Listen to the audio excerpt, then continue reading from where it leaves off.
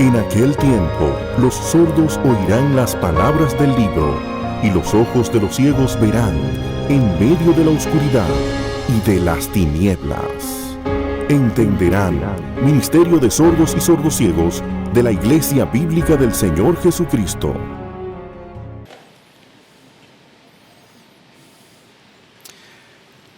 Vamos a tener un momento de oración.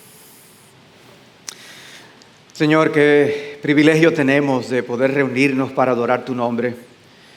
Es una experiencia ciertamente sin igual, sin comparación, el que nosotros podamos ver lo que tú haces mientras te adoramos y al mismo tiempo el que tú recibas lo que nosotros traemos como ofrendas de labios que te alaban, nuestras ofrendas, nuestras oraciones, el escuchar tu palabra leída, predicada, Señor, y esperar en tus promesas.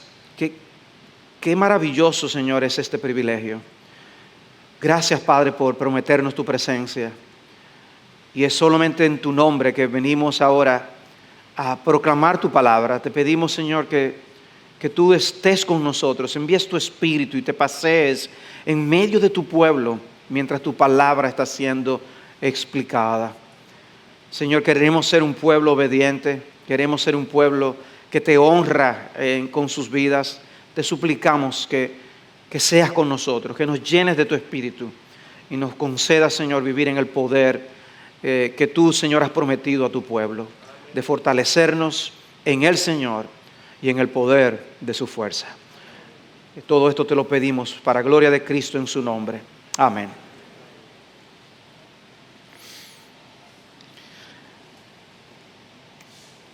Un vistazo fresco a nuestra gran comisión es el título que hemos asignado a este mensaje. Pero quisiera darles las gracias a ustedes por orar con respecto a la conferencia de los ministerios Ligonier y la labor de traducción que fuimos a hacer en aquel lugar. Después de tantos eventos cancelados y de tantas charlas y conferencias en línea, poder participar de un evento así en vivo fue muy alentador.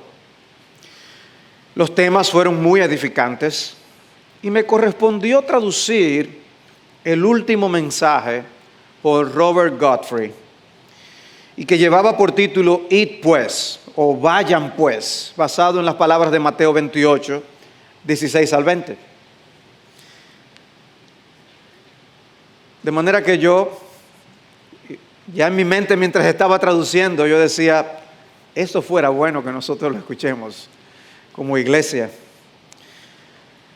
Él, después de reconocer el buen tiempo que habíamos pasado en la conferencia, dijo que había llegado el tiempo de irnos. Y entonces dijo, váyanse, haciendo referencia a los créditos de la película El Día Libre de Ferris Bueller. Es una película que quizás no se popularizó mucho. Creo que en español le pusieron el título Todo en un día. Pero el punto es que al final de los créditos, después que pasan todas las letricas, el protagonista vuelve a salir en bata, asoma la cabeza y dice, ¿ustedes todavía están aquí? Ya se acabó, váyanse. Y dice, eso es lo mismo que ahora nosotros tenemos que hacer. Ya esta conferencia se acabó. Vayan ahora, refiriéndose a la gran comisión. Mientras traducía ese mensaje, crecía cada vez más y más esa idea de compartirlo con ustedes. Todos hemos escuchado mensajes de la gran comisión, yo mismo he hablado de la gran comisión. Pero la manera fresca en que el tema fue presentado me tocó y quisiera que el Espíritu también lo usara para la edificación nuestra como congregación. Así que leamos Mateo 28, 16 al 20 y haz el esfuerzo de leer como quizás hace mucho que no lo haces, concentrándote en cada frase que el Señor utiliza aquí. Dice en Mateo 28, 16, pero los 11 discípulos se fueron a Galilea, al monte que Jesús les había señalado. Cuando le vieron, le adoraron, mas algunos dudaron. Y acercándose Jesús, les habló diciendo: toda autoridad me ha sido dada en el cielo y en la tierra. Id pues y haced discípulos de todas las naciones, bautizándolos en el nombre del Padre y del Hijo y del Espíritu Santo, enseñándoles a guardar todo lo que os he mandado.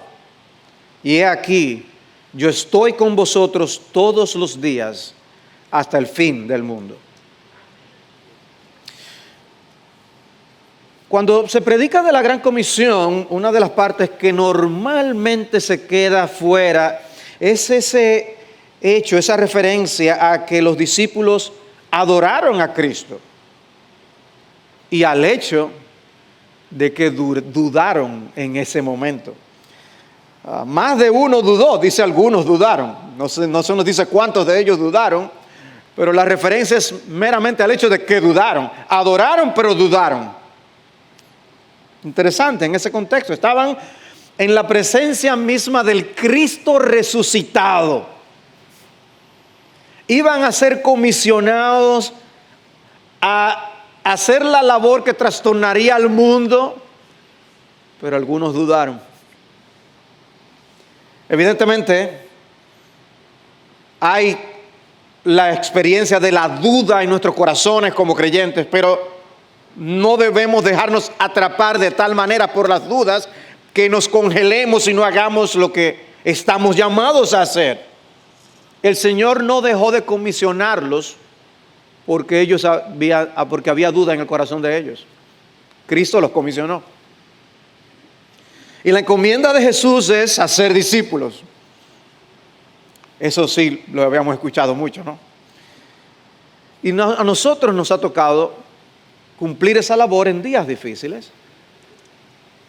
Porque nosotros vemos cómo las personas tienden a menospreciar a Dios, las cosas de Dios, a Cristo, su evangelio, todo lo que huela a religión para otros.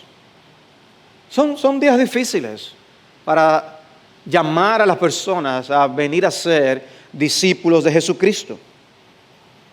Y uno se pregunta, ¿cómo debemos hacer discípulos? ¿Cómo nosotros cumplimos esta encomienda, esta comisión que Cristo nos ha dado? Y podemos ver tres cosas. La primera es que nosotros debemos ir como iglesia. Vayan como mi iglesia que son. Vayan como mi iglesia que ustedes son.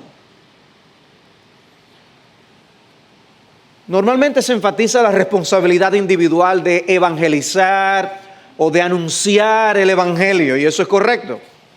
Tenemos que compartir el evangelio a través del evangelismo. Pero el Señor está hablando aquí en términos comunitarios. Es algo que va más allá de lo que alguien como individuo puede sentirse motivado a hacer. Hay una labor que debemos realizar en conjunto para que se pueda llevar a cabo realmente. Y de hecho a mí me llama la atención poderosamente que aunque Cristo habló de cerca con sus apóstoles, cuando les mandó esperar al Espíritu Santo, se los pidió a todos y todos recibieron al Espíritu Santo. Porque la gran comisión no es una labor que realizan los apóstoles, ni los pastores. La gran comisión es una labor que realiza la iglesia. Todos aquellos que reciben al Espíritu Santo. Y recibiréis poder cuando haya venido sobre vosotros el Espíritu Santo. Y no fueron los apóstoles que lo recibieron únicamente. ¿Por qué todos? Porque esto es una encomienda para todos, para la iglesia. Y Dios no envió ángeles, que estoy seguro que no se hubieran equivocado en la manera que hubieran comunicado el mensaje. No, envió pecadores salvados y regenerados para que compartan ese evangelio con otros pecadores. Y envía a discípulos a ser discípulos. Y normalmente más de uno a la vez. Cristo les mandaba en grupos a veces. Y el Señor nos comisiona a traer a las personas a la nueva comunidad que Cristo ha formado. No es la norma del Nuevo Testamento llamar a los creyentes por sí solos y dejarlos abandonados como individuos. Dios quiere que seamos parte de una comunidad de fe. Y es lo que vemos en el Nuevo Testamento, que se formó en diversos lugares. Por eso la gran idea de la misión de Dios es plantar iglesias, sean cerca o sean lejos. Pero es iglesias, centros de distribución del Evangelio. Es la iglesia que sale y trae a discípulos para que luego haya más iglesias también. Y es lo que vemos hacer a los apóstoles en el libro de los Hechos.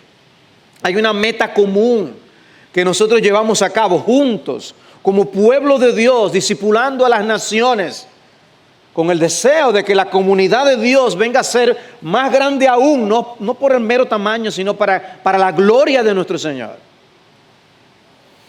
Y desde la Gran Comisión, la Iglesia de Cristo, desde ese momento, la Iglesia de Cristo ha estado cumpliendo con esta labor. Discípulos haciendo discípulos que se unen a la comunidad del Señor y que a su debido tiempo parten a la eternidad y se unen a los espíritus de los justos hechos ya perfectos. Y esa iglesia va creciendo en la gloria. Y Dios deja a otros aquí que sigan haciendo más discípulos, que luego también suben a la gloria. Pero Dios deja a creyentes aquí a que cumplan esa misión. No nos lleva a todos, porque es parte de su plan. Y así por los siglos de los siglos será hasta que el último de los escogidos sea llamado. Es importantísimo que nos veamos como iglesia cumpliendo la Gran Comisión. La Gran Comisión no es algo que hacen los misioneros. La Gran Comisión la cumple la iglesia. Y adivina quién incluye eso. A ti y a mí, a todos nosotros. ¿Eres tú parte de la iglesia? ¿Has formalizado tu membresía en la iglesia? Porque no debemos andar como entes apartes. Desde este púlpito hemos enseñado cómo la voluntad de Dios es que los cristianos no sean como picaflores que saltan de iglesia en iglesia. Eso se ha enseñado con mucha claridad. El Señor quiere creyentes comprometidos con sus iglesias locales, desde las cuales le sirvamos a Él, sirvamos a nuestros hermanos y sirvamos a nuestra generación. Estamos llamados a ser partes integrales de la edificación del cuerpo de Cristo, una familia espiritual, una comunidad de fe.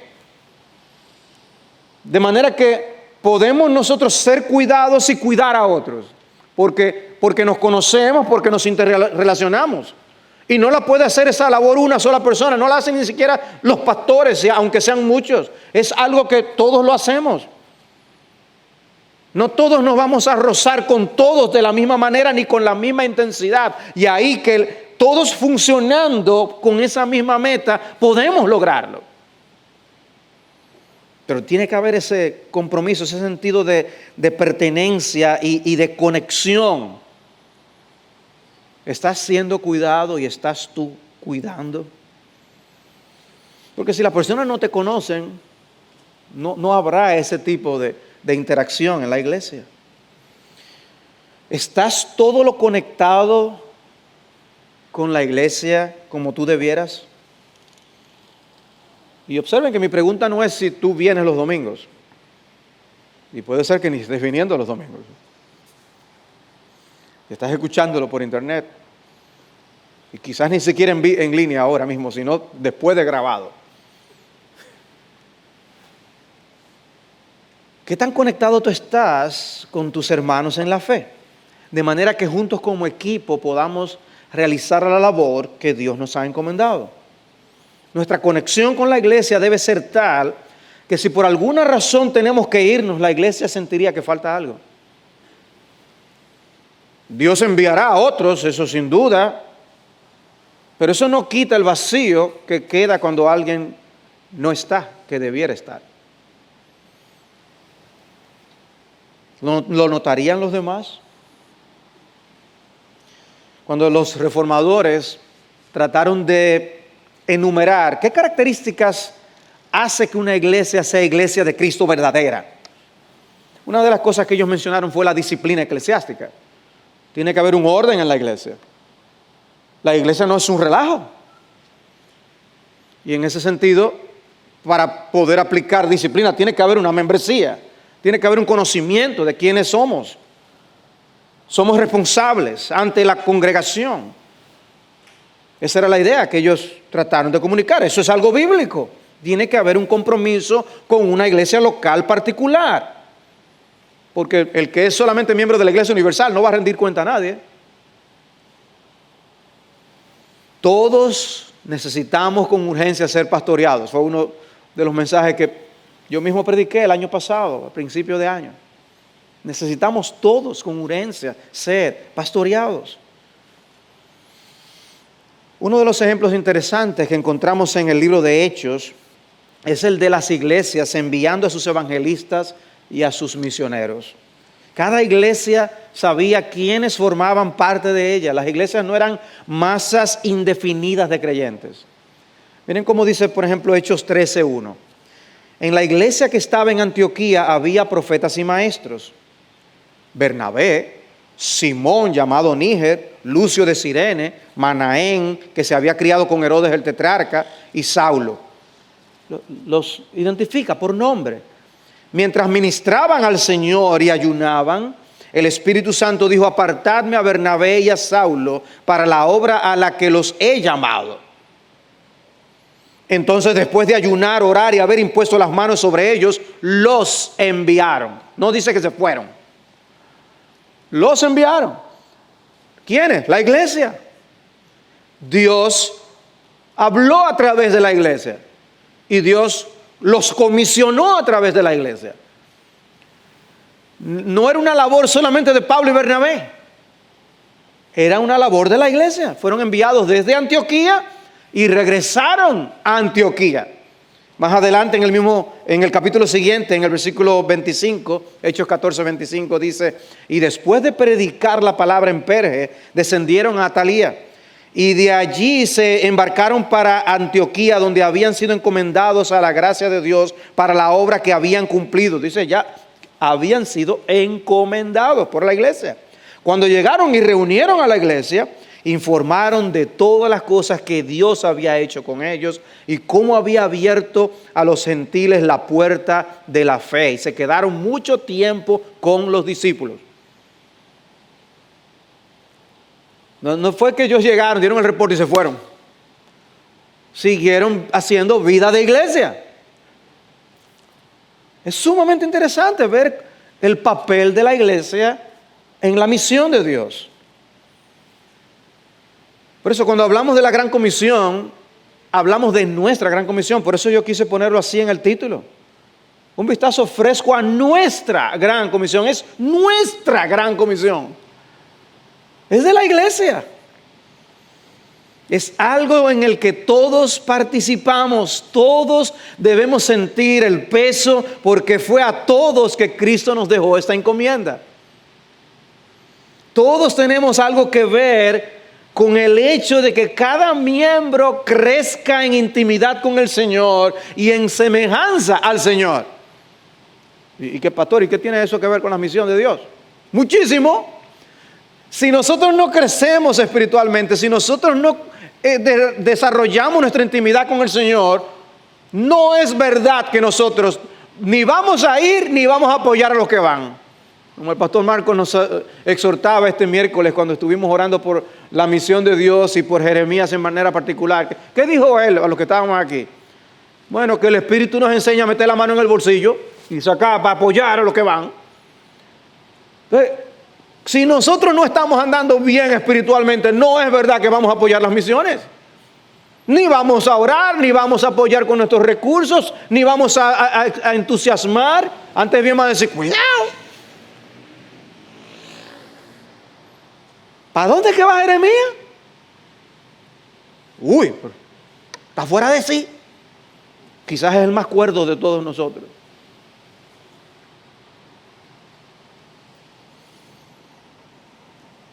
Todos tenemos algo que ver.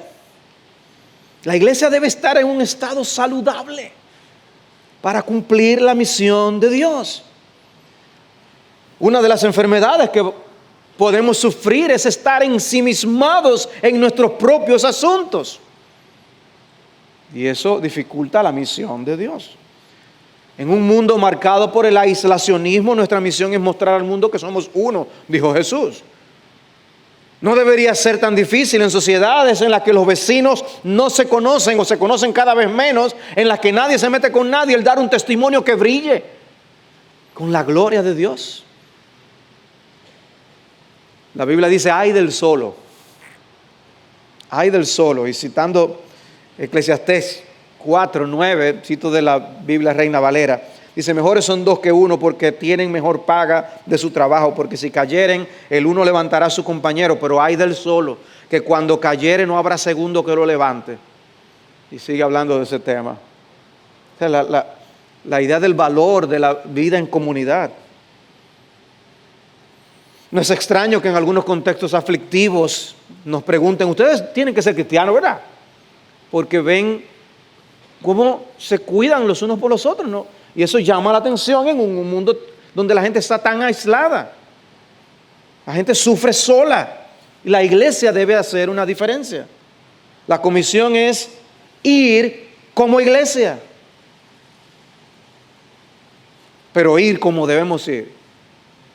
Y eso me lleva al segundo punto. No solo vayan como iglesia. El segundo encabezado es vayan como les he mandado cumplir la comisión. Vayan como les he mandado cumplir la comisión. Y de hacer discípulos de todas las naciones, bautizándolos en el nombre del Padre y del Hijo y del Espíritu Santo, enseñándoles a guardar todo lo que os he mandado.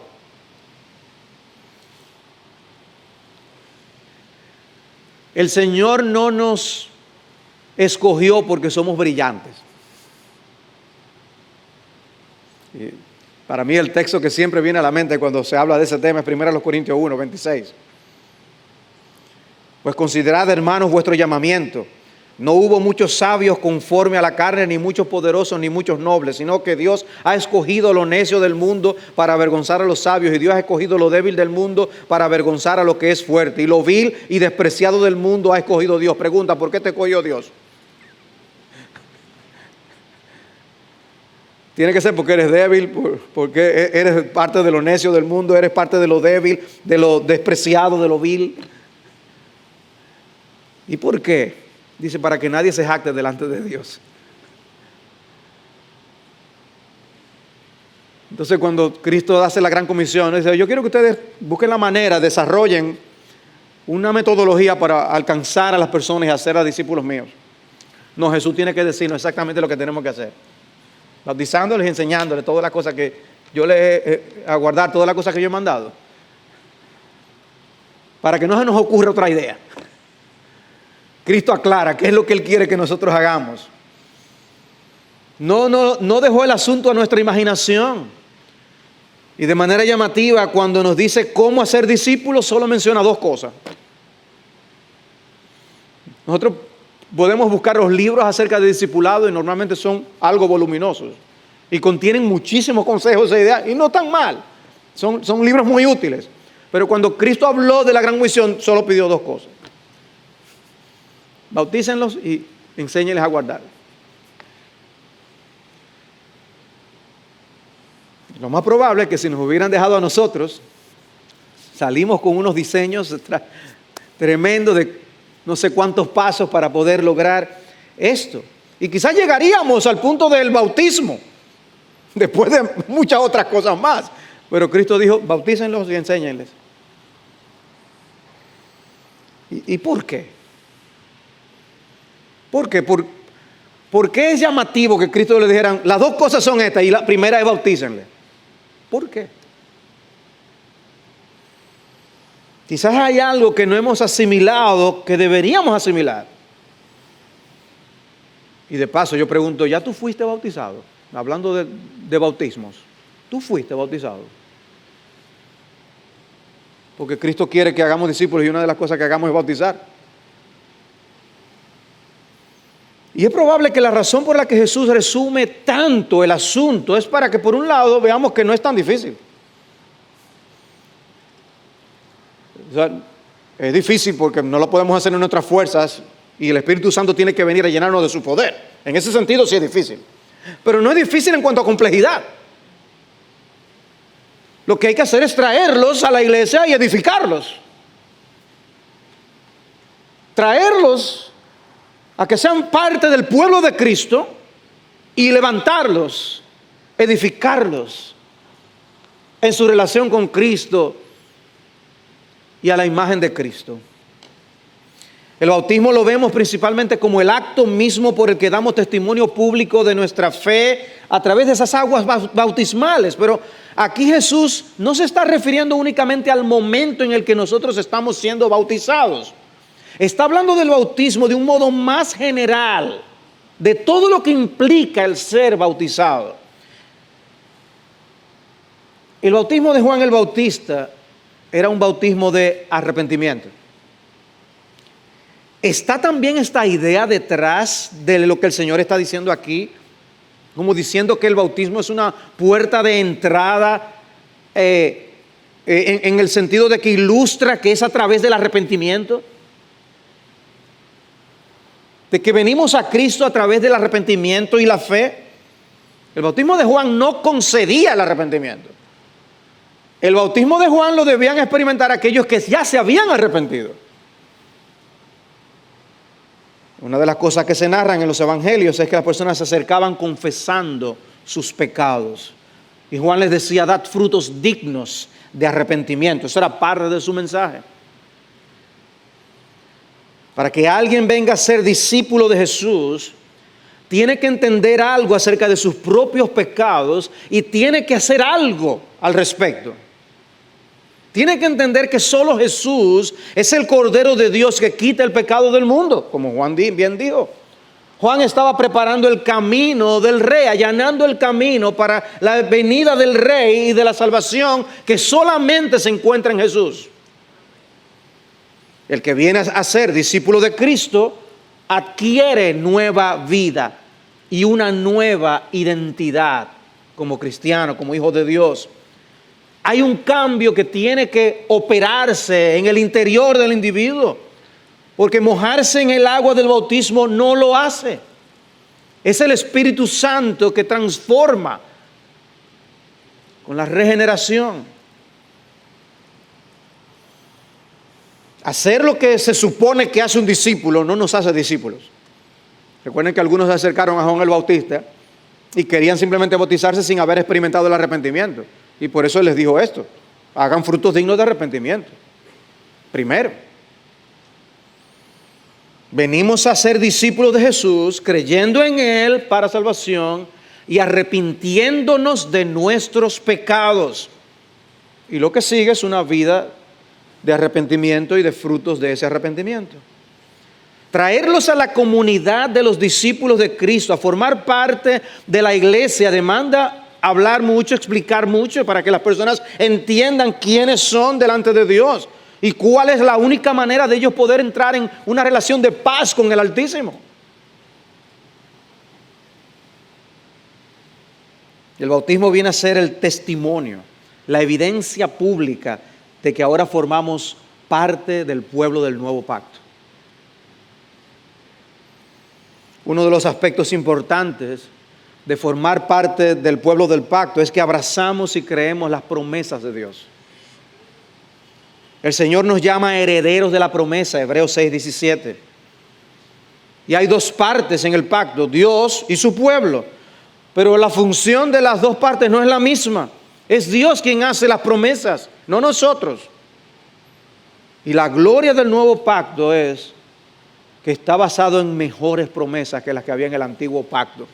Como dice Hebreos 8:6, pero ahora Él ha obtenido un ministerio tanto mejor por cuanto es también el mediador de un mejor pacto establecido sobre mejores promesas. ¿Qué hace un discípulo de Jesús? confía en aquel que nos ha dado esas preciosas y grandísimas promesas. Id pues y haced discípulos de todas las naciones, bautizándolos en el nombre del Padre y del Hijo y del Espíritu Santo. El Padre nos da promesa, el Hijo nos da promesa, el Espíritu nos da promesa. Hacer discípulos es invitar a los pecadores a adquirir esa nueva identidad, esa nueva ciudadanía en Cristo y abrazar las promesas del pacto de Dios. El Padre promete adoptarnos en la familia de la fe, hacernos coherederos con Cristo, una sola familia. El Hijo nos promete lavarnos en su sangre de todos nuestros pecados y hacernos partícipes de su muerte y de su resurrección, a tal punto que nos imputa, nos concede su justicia y nos declara justos delante del Padre. Y el Espíritu nos promete morar en nosotros, santificarnos, hacernos miembros de la asamblea de los escogidos. ¿Qué promesas Dios nos ha dado? Y cuando nosotros venimos a Cristo es abrazando esas promesas. Y el bautismo es indicativo, un recordatorio de esas promesas que tenemos en el nuevo pacto. Eso no lo hace el bautismo. El bautismo es un recordatorio de esas cosas. Es un símbolo de estas cosas. Hay un significado detrás del bautismo que perdura por el resto de nuestras vidas, debe perdurar. No es algo que simplemente ocurre allá al principio de nuestras vidas cristianas y que luego olvidamos. Ese significado debe permanecer con nosotros. Este mundo promete tantas cosas a los hombres. Promete satisfacciones que realmente quedarán insatisfechas, pero Dios promete y cumple. Amén. Y eso debe llenarnos de esperanza. Ir a ser discípulos implica hablar a los hombres de las promesas que Dios nos ha dado para que también se entusiasmen y participen con nosotros. ¿No te anima formar parte del pueblo de un Dios que no defrauda ni decepciona? En el nuevo pacto Dios nos ha dado sus promesas, pero hay algo que nos corresponde a nosotros. No es que nosotros vamos a garantizar nuestra propia permanencia en el pacto, sino que Dios prometió por su Espíritu guardarnos y nos dio la garantía del Espíritu de que permaneceremos.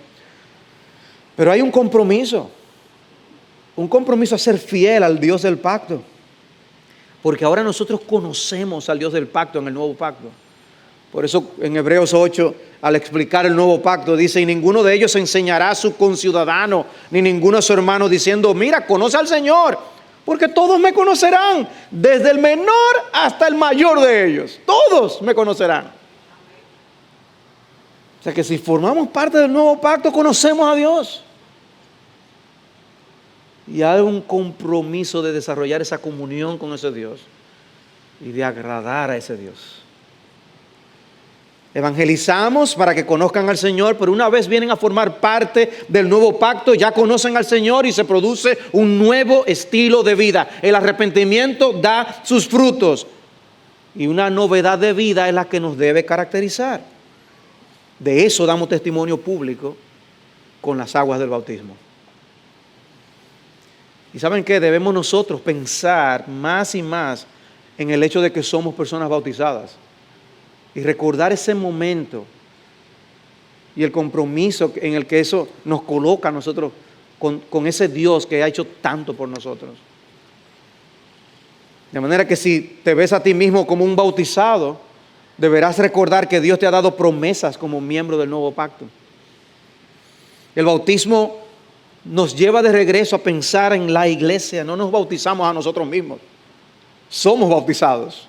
Esa es la manera. Hay una iglesia involucrada en el asunto.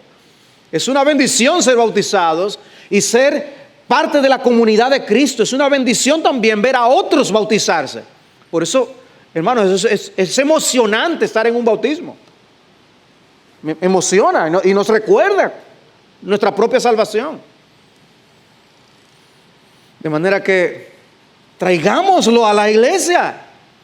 Dice, bautizándolos y edificándoles y enseñándoles, edificándoles, levantándoles. ¿Y cómo los edificamos? Enseñándoles a guardar todo lo que Jesús nos mandó. enseñándoles a guardar todo lo que Jesús nos mandó. No es difícil comprender que tengamos preferencias por una doctrina más que por otra, porque hay ciertamente complejidades. Lo que no debe ser es que nos sintamos con el derecho a escoger qué enseñar a los discípulos de Cristo y qué no. Cristo mismo dijo, enseñándoles a guardar todas las cosas que yo os he mandado. Es lo que Jesús mandó, no lo que se nos ocurra. Nuestro compromiso y deseo debe ser aprender cada vez más lo que Jesús enseñó para poder vivir cada vez más según lo que Él enseñó. Y algo no anda bien cuando un creyente no quiere conocer más a Dios ni quiere conocer más las Escrituras. Algo no está bien. Hay advertencias en la palabra para aquellos que pierden ese deseo y se quedan satisfechos alimentándose simplemente de leche espiritual. Me impactó ver en estos días, y he compartido eso con algunos, una foto de un restaurante que ofrece sus bebidas a los clientes en biberones. ¿Sabes? Son días complicados. Y suena absurdo y ridículo, pero hermanos, ¿no es igualmente de absurdo y ridículo que pasen los años y sigamos malnutridos espiritualmente porque nos conformamos con poco, pudiendo nosotros tener más de la gloria de Dios y del conocimiento de Dios? Dice Hebreos 5:12, pues aunque ya debierais ser maestros, otra vez tenéis necesidad de que alguien os enseñe los principios elementales de los oráculos de Dios. La cadena del discipulado cristiano se mantiene funcionando de una manera saludable cuando en el tiempo los que han venido a ser discípulos comienzan ellos mismos también a ser discípulos.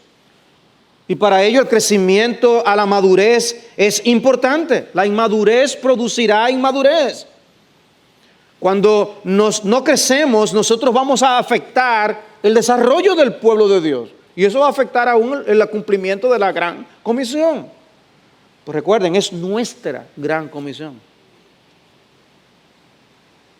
A veces pensamos en las misiones y tenemos la idea de que la meta es hacer que algunos confiesen a Jesús a toda costa y a como dé lugar. Y es cierto que hay urgencia en el mensaje del Evangelio que proclamamos. Pero también es cierto que el interés de Cristo va mucho más allá que hacer pasar a los pecadores del lado de los discípulos. La gran comisión también tiene mucho que ver con la edificación de esos discípulos. Y de hacer discípulos, bautizándoles y enseñándoles a guardar.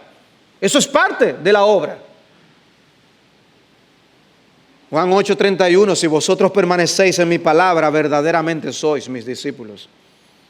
Tiene que haber ese apego a la palabra de Dios. Solo así creceremos en lo que Dios quiere que nosotros crezcamos. Aquel a quien seguimos, nuestro Maestro y nuestro Señor, nos habla de esa importancia de estar apegados a la Escritura. Porque esa palabra es la que nos va a guiar. Esa palabra es la que nos va a moldear. Nos informa, pero también nos transforma. Y nuestro apetito por la palabra es una señal de salud espiritual. De paso, ¿te estás beneficiando de los mensajes grabados que se transmiten los domingos en la tarde?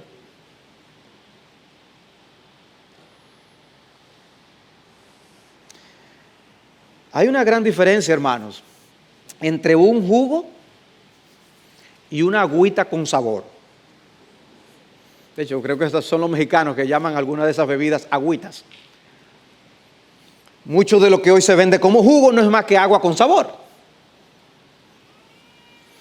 Y es triste que en muchos lugares lo que las personas quieren es agüita de la palabra de Dios.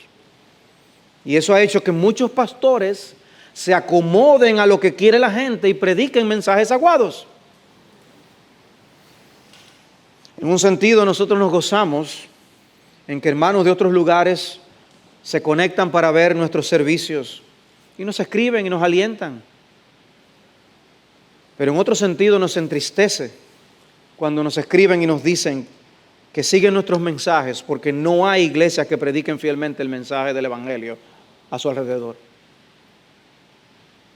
Y hermanos, no son ni 2 ni 3 los comentarios que recibimos de esa naturaleza. El pueblo de Dios sufre perece por falta de conocimiento, como dice el profeta. Nuestro deseo es que aquí en toda Hispanoamérica se predique todo el consejo de Dios, porque toda la Escritura es inspirada por Dios y porque solo ella es capaz de suplir lo que a nosotros nos falta. Todos nosotros debemos estar altamente interesados en la edificación del cuerpo de Cristo, y eso requiere la edificación de los individuos que forman parte de la iglesia. Así que Jesús nos dice, vayan como iglesia, pero vayan como les he mandado cumplir esa comisión. Y en tercer lugar, vayan con confianza. Vayan con confianza. Si algo de lo que es vivir en estos días podemos aprender sobre nosotros mismos, lo que aprendemos es qué débiles somos. Qué débiles somos. Nosotros no podemos transformar la mente de una persona. Nosotros quisiéramos poder sacar de la cabeza muchos de los conceptos que tienen. Cuando uno ve en las redes sociales los comentarios que se publican y periodistas, artículos, uno dice, pero ¿y dónde es que tienen la cabeza? Y eso nos olvida que es Dios el que transforma para poder pensar de otra manera. Y uno solamente puede ver qué débiles somos. ¿Qué podemos nosotros hacer para transformar la sociedad, la cultura? Eso es el pensamiento que llegaría, ¿no?, a nuestras mentes. Podemos sentirnos cansados al ver tantas fuerzas empujando en dirección contraria a las normas de Dios, y nos sentimos débiles. Sin embargo, hermanos, esa debilidad no es sinónimo de falta de fe y confianza. Porque cuando soy débil, entonces soy fuerte, dijo el apóstol Pablo. Jesús padeció y Jesús sufrió. Y por momentos lució débil, pero nunca perdió la confianza en lo que Dios estaba haciendo, su Padre. Presta atención a las siguientes palabras de Hebreos 12. Por tanto, acaba de decir muchas de las cosas que pasaron los hombres de fe del antiguo pacto, y cómo muchos de ellos perdieron la vida y padecieron en pobreza. Y dice, por tanto, puesto que tenemos en derredor nuestro tan gran nube de testigos, despojémonos también de todo peso y del pecado que tan fácilmente nos envuelve, y corramos con paciencia la carrera que tenemos por delante, puestos los ojos en Jesús, el autor y consumador de la fe, quien por el gozo puesto delante de él soportó la cruz, menospreciando la vergüenza, y se ha sentado a la diestra del trono de Dios. Miren la actitud. O sea, no es que no había vergüenza, menospreció la vergüenza por aquello que estaba en juego. Y dice, considerad pues a aquel que soportó tal hostilidad de los pecadores contra sí mismo, para que no os canséis ni os desaniméis en vuestro corazón, porque todavía en vuestra lucha contra el pecado no habéis resistido hasta el punto de derramar sangre. Cuando uno se caía de niño le decían, déjame ver, ¿dónde fue? No, pero no hay nada, no pasó nada. Y uno, no pasó nada. Ya estaba contento. Aquí este texto está diciendo, pero ¿tú estás botando sangre? No, todavía no, pues tranquilo.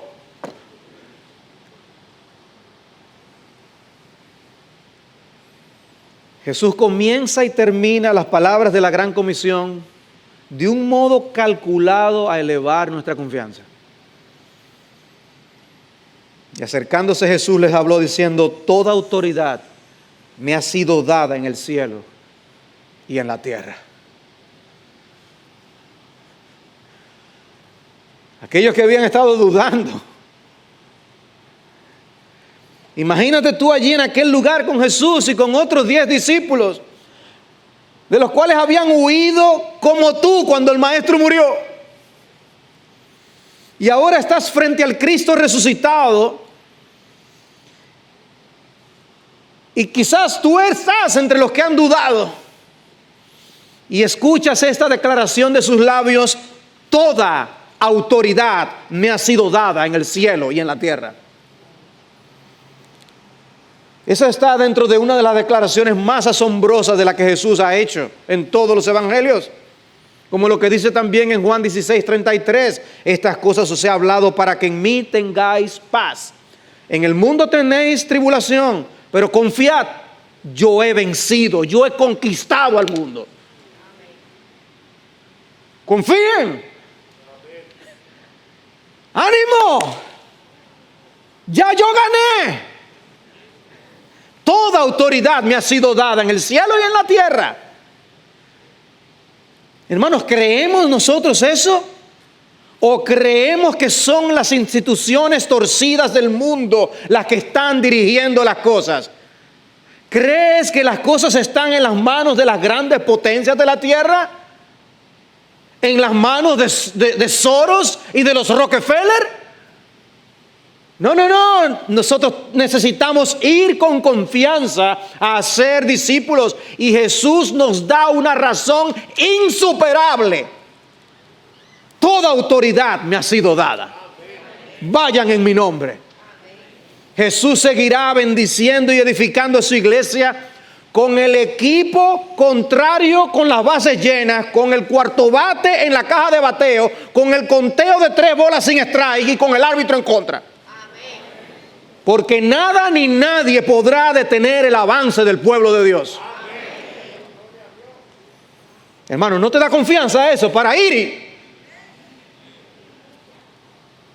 y para traerlos? Mateo 28:18 contiene ecos del Salmo 2. Luego del salmista hablar de cómo se sublevan las naciones y de cómo los pueblos traman cosas contra el Señor y contra su ungido, él dice que Dios, el que se sienta en los cielos, se ríe. Y luego añade: pero yo he consagrado a mi rey sobre Sión, mi santo monte. Ciertamente anunciaré el decreto del Señor que me dijo: mi hijo eres tú, pídeme y te daré las naciones como herencia tuya. Id y haced discípulos a todas las naciones. Y al final del Salmo dice: honrad al Hijo para que no se enoje y perezcáis en el camino. Cuán bienaventurados son todos los que en Él se refugian. No hacemos discípulos para que Jesús venga a ser Señor y Rey. Ya Él es Rey de Reyes y Señor de Señores. Debemos ir y hacer discípulos, aunque sintamos miedo, aunque se nos dificulte articular palabras, porque vamos en la autoridad del Señor y con la garantía de que ninguno de los suyos se perderá. No será por nuestra valentía, ni por nuestra inteligencia, ni nuestra fidelidad que la iglesia será edificada. Cristo mismo está comprometido con la edificación de su pueblo. Y luego Él cierra con esta magnífica promesa: y he aquí, yo estoy con vosotros todos los días hasta el fin del mundo. Como si fuera poco. Este pasaje usa varias veces la palabra todos. Toda autoridad, todas las naciones, todo lo que os he mandado. Y ahora dice: estoy con vosotros todos los días. Todos los días. La gran comisión no es un asunto de un día a la semana. Es un asunto de todos los días. Y por eso Él dice: yo estoy todos los días con ustedes. Pero qué alentador, amados hermanos. La labor de hacer discípulos no es pan comido. Jesús tiene que estar con nosotros para que lo hagamos. Pero gracias a Dios que ha prometido estar con nosotros mientras llevamos a cabo esa tarea. Él está con nosotros al traer a los pecadores y está con nosotros mientras los edificamos. No estamos solos. Como dice el Salmo 23, que no estamos solos. No temeré mal alguno porque tú estás conmigo. Mas algunos dudaban. He aquí, yo estoy con vosotros todos los días. Qué tranquilidad. No salimos solos, no andamos por el mundo sin Él. Vayan entonces. ¿Qué hacen aquí? Esta encomienda del Señor es para todo su pueblo, de todas las épocas, de todo lugar. Y solo en conjunto podemos lograrlo. Esta encomienda tiene que ver con los que están cerca y con los que están lejos. Cuando hablemos de la gran comisión, no pensemos únicamente en los que están lejos. Solo algunos han sido llamados para ir lejos. Pero hay mucho que podemos hacer cerca, hay mucho que podemos hacer con respecto a lo que se hace lejos. ¿Cómo podemos todos aportar para que esta labor sea llevada a cabo? Por los perdidos que están cerca y por los perdidos que están lejos. En mi vuelo de regreso, abrí el último ejemplar de la revista Estandarte de la Verdad. Y qué coincidencia. El editor Ian Hamilton escribió un breve artículo sobre la Gran Comisión. En él hacía referencia a los más de 3,000 grupos de idiomas que todavía no tienen acceso al Evangelio como nosotros fuimos alcanzados.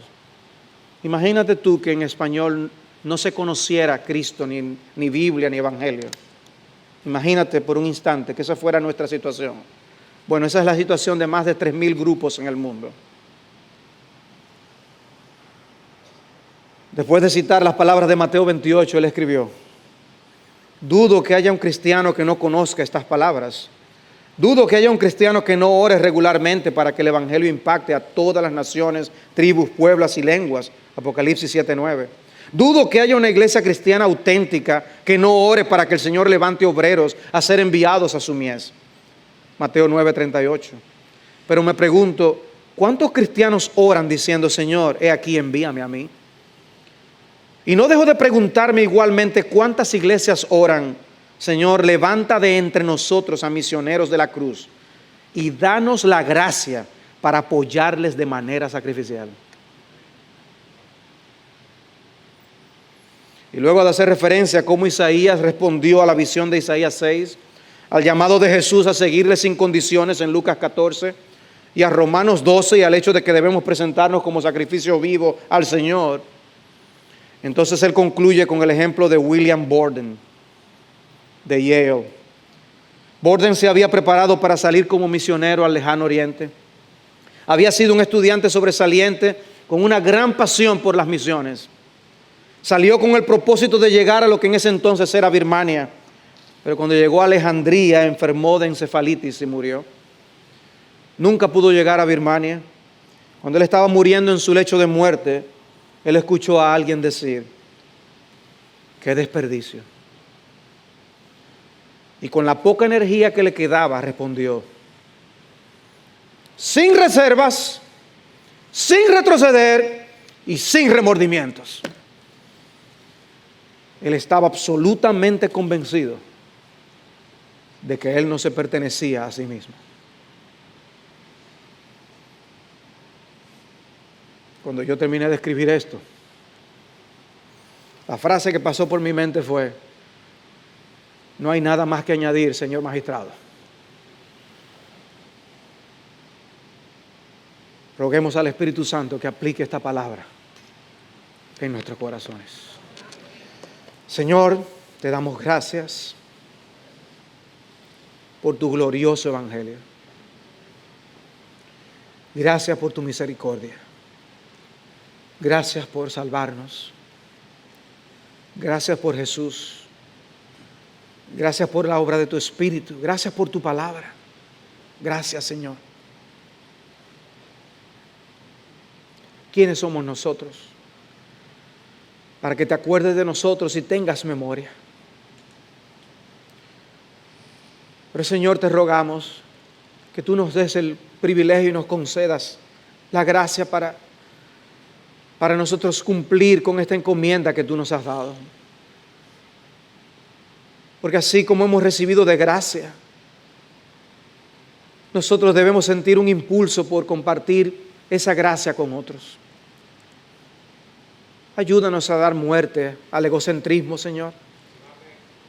Sabemos que hay muchas batallas que se libran en este mundo. Y muchas de ellas son también entretenciones del maligno para que las personas se distraigan del glorioso evangelio de salvación. Ayúdanos a nosotros, oh Dios, a ser estratégicos para seguir predicando el evangelio a tiempo y fuera de tiempo y ver las almas venir proclamando a Jesucristo como su Señor y su Salvador. Padre, gracias.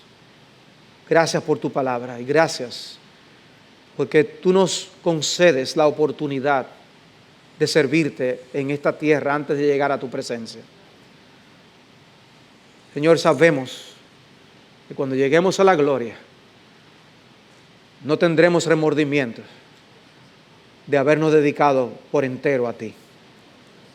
No importa cuál sea nuestra ocupación ni nuestro llamado, te rogamos que como iglesia todos podamos apropiarnos de esta encomienda y ser fieles a ti. Y te lo pedimos en el nombre de Jesucristo. Amén.